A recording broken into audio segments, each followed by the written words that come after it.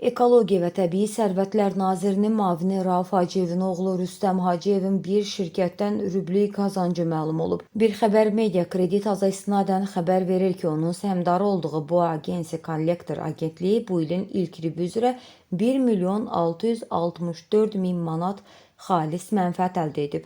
Şirkətin səhmdarlarının ümumi yığıncağının qərarı ilə sözgedən həcmdə xalis mənfəət dividend şəklində səhmdarlar arasında bölünəcək.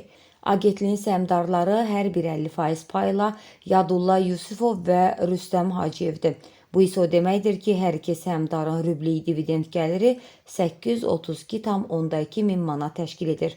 Qeyd edək ki, bu agensiya Açıq Səhmdar Cəmiyyəti 2011-ci ildə yaradılıb. Onun nizamnamə kapitalı 200 min manatdır.